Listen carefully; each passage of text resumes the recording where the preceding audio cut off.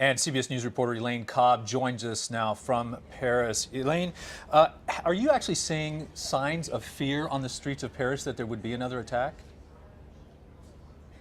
You know, Don, after last night's rally, people were saying they drew strength from that show of unity, and they said they felt less afraid, and several also said it helped to ease the pain. But it is true that people are staying home a little more. The January sales started last week, and they've just not been doing as well as before, and people are a little more jumpy. There are false alarms all over the place. As soon as anyone puts down a bag, an area is evacuated. So people still a bit jumpy.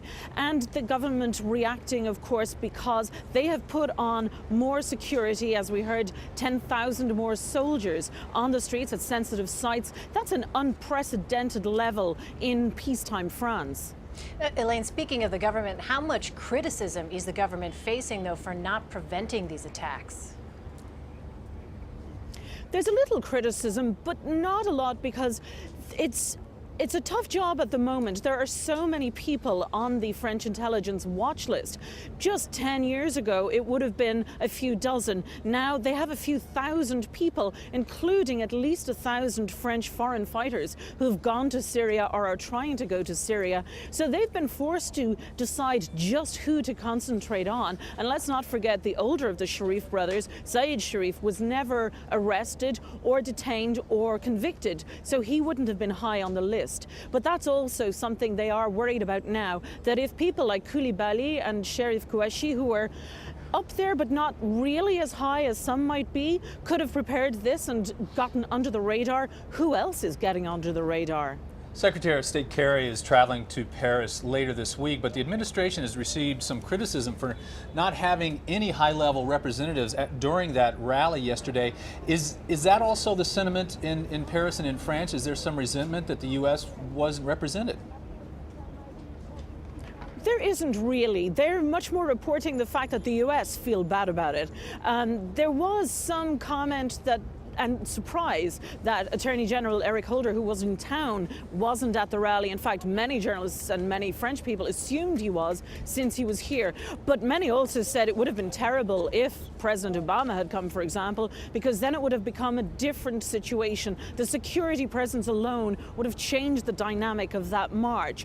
So I think it's being much more controversial in the U.S. than here in Paris. And Hollande did say that that President Obama was very present after the attacks, presumably talking to him on the phone at many times. But Hollande also made the statement right after this happened that France is declaring war on radical Islam. Was that statement symbolic, or do you think that there really is a move afoot to try to prevent these kinds of things, perhaps even going into foreign countries, just try to stop them overseas?